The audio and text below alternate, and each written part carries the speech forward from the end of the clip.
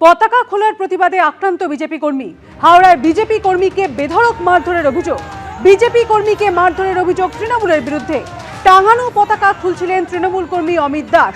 অভিযোগ বিজেপি দেখতে পেয়ে প্রতিবাদ। বিজেপি কর্মীকে মারধরের অভিযোগ।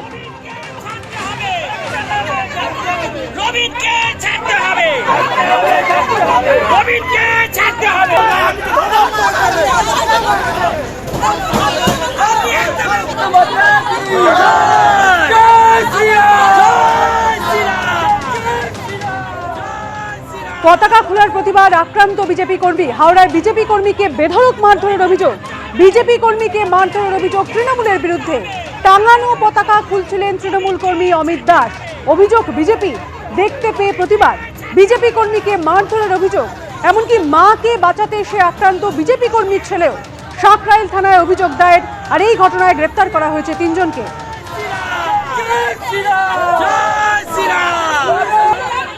বকেয়া ডিএ নিয়ে ফের জল গড়ালো সুপ্রিম কোর্টে। এবার রাজ্য সরকারের বিরুদ্ধে আদালত অবমাননার অভিযোগে সুপ্রিম কোর্টে গেল সংগ্রামী যৌথ মঞ্চ। এর আগে মুখ্য সচিব এবং অর্থ সচিবকে আদালত অবমাননার নোটিশ পাঠানো হয়। তারপরও রাজ্য সরকার কোনো সিদ্ধান্ত না নেওয়ায় সুপ্রিম কোর্টে গেলেন রাজ্য সরকারি কর্মচারীরা। সুপ্রিম কোর্টের রায়ের পরও কাটছে না ডিএ জটিলতা, উল্টে বাড়ছে।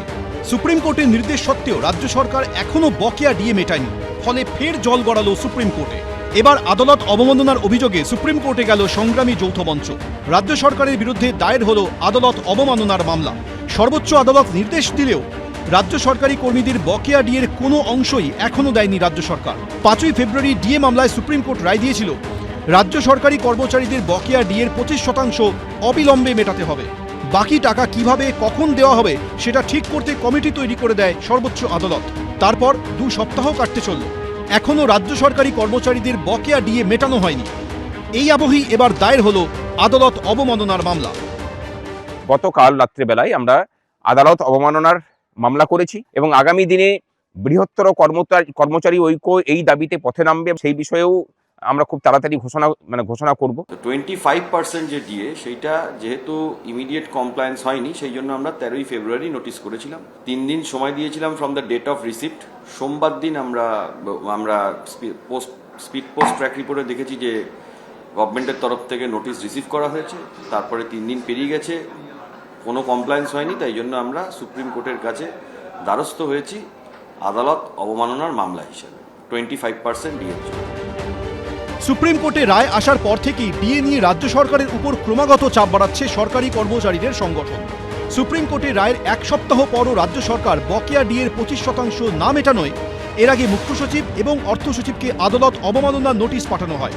মুখ্য সচিব নন্দিনী চক্রবর্তী এবং রাজ্যের অর্থ সচিব প্রভাত কুমার মিশ্রকে আদালত অবমাননার নোটিশ পাঠান মামলাকারীরা। কিন্তু এরপরও রাজ্য প্রশাসনের তরফ থেকে কোনো সাড়া না মেলায় সুপ্রিম কোর্টে গেল সংগ্রামী যৌথ মঞ্চ। আমরা সেই সংগ্রামী কর্মচারীদের সাথে আছি যারা এই মামলা বহুদিন ধরে লড়ছেন এবং যারা ডিএ চান, তবে ডিএ বিজেপি সরকার এসেই দেবে, এরা পারবে না দিতে। এই মঞ্চ, এটা তো একটা রাজনীতি করার মঞ্চ। রাজ্যের 1,96,000 কোটি টাকা বকেয়া রেখে দিয়েছে কেন্দ্র। কই এই আন্দোলনকারীদের মুখে তো শোনা যায় না একবারও যে কেন্দ্র অবিলম্বে বাংলার টাকা দাও, তাহলে রাজ্য সরকারও তো আরও একটু হাত খুলে খরচা করতে পারে। আন্দোলন করলে নিশ্চিন্ত যে কাজ না করে অফিসের টেবিলে না বসে ধর্ণামঞ্চে গিয়ে বিরোধী নেতাদের সঙ্গে ছবি তোলা যায়, আর দিল্লিতে মাঝে মধ্যে ওখানে বেড়াতে যাওয়া যায়।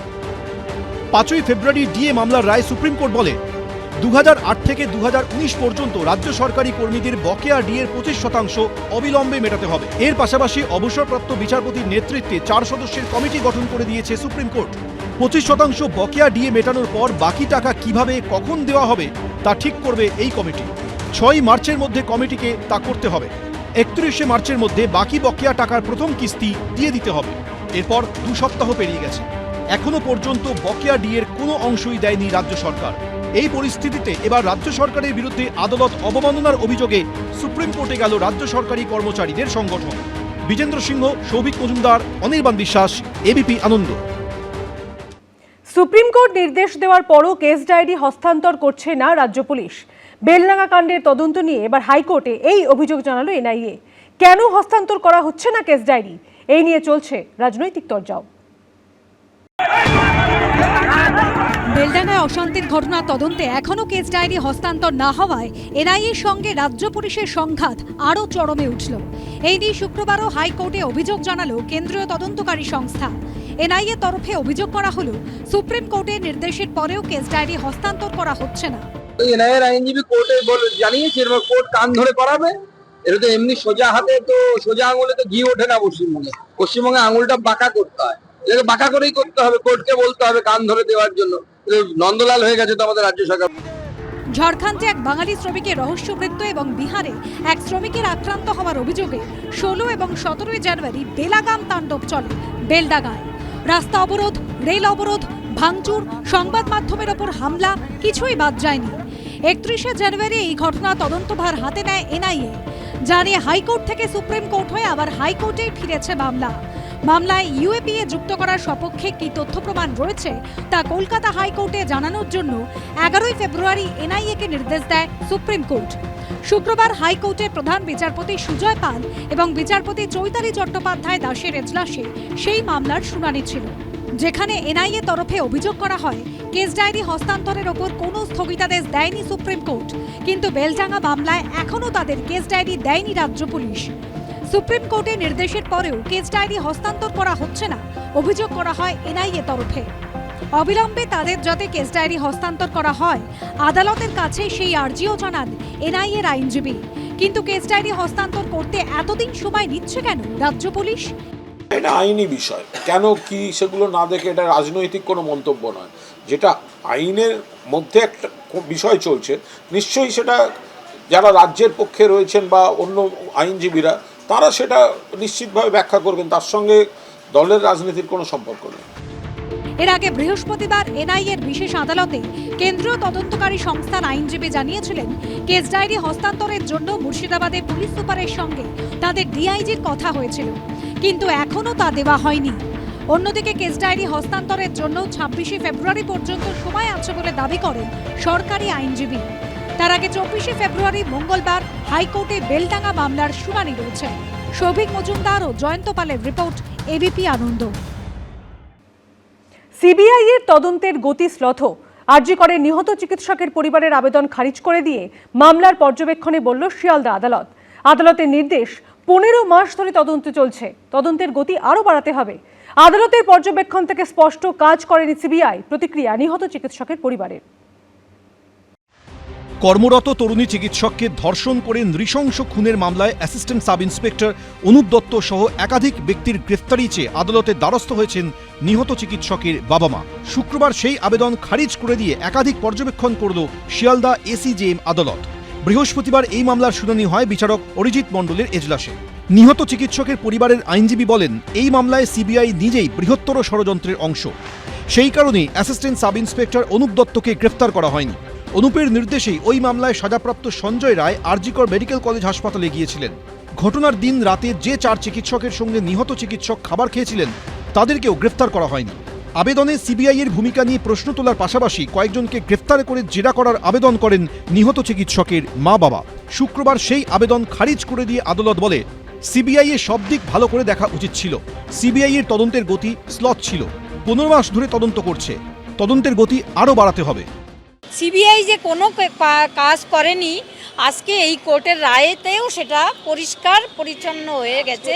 যদি যারা আমার মেয়ের স্বপ্ন পূরণ করতে দেয়নি তাদের সবাইকে একসঙ্গে আমি সাজা দিতে পারি, সেদিন তো তাও একটু আমার মৃত মেয়ের আত্মা শান্তি পাবে। সন্তুষ্টির আমাদের আর কিছুই নেই। আজকে সিবিআই যে কেন কাজ করছে না সেইটা সবাই জানে, কিন্তু প্রকাশ্যে আনাটা প্রমাণ নেই, প্রকাশ্যে আনতে পারছি না। আজকে প্রধান বিচারপতি কেন সুমোটো মামলা নিয়ে গেছিলেন সুপ্রিম কোর্টে, তার জবাব আজ পর্যন্ত আমরা কোথাও দেখিনি, এবং তিনি 7টা শুনানি করেছিলেন, একটা কোনো অবজারভেশন দেননি। হাসপাতালে সিসিটিভি ফুটেজ নিয়ে বৃহস্পতিবার আদালতে নিহত চিকিৎসকের পরিবারের আইনজীবী বলেন, সিবিআই তার স্ট্যাটাস রিপোর্টেই বলেছে ঘটনার পুরো ভিডিও রেকর্ডিং করা হয়নি। তার কারণ কি? তাহলে কি সঞ্জয় রায়ের হেডফোন দেহের পাশে রেখে দেওয়া হয়েছিল? কিছু লুকোনোর জন্য কি পুরো ভিডিও করা হয়নি? অটোপসি রিপোর্ট নিয়ে সিবিআই স্ট্যাটাস রিপোর্টে বলেছে 9 তারিখ থেকে 11 তারিখ স্যাম্পল হাসপাতালেই পড়েছিল। সেই সময় তা পাল্টে দেওয়া হয়নি তো? পুলিশ কর্মীরাই সব লুকিয়ে দিয়েছে, নাকি সিবিআই লুকিয়ে দিয়েছে? সিবিআই দাবি করে কোনো তথ্য লুকোনো হচ্ছে না, তদন্ত এখনও শেষ হয়নি, ক্লোজার রিপোর্ট দেওয়া হয়নি। বিচারক অরিজিৎ মণ্ডল তাঁর পর্যবেক্ষণে বলেন, ঘটনাস্থল ঠিকভাবে কর্ডন করা উচিত ছিল তদন্তকারীদের। প্রকাশ সিনহা, এবিপি আনন্দ, কলকাতা। এবিপি আনন্দ, এগিয়ে থাকে, এগিয়ে রাখে।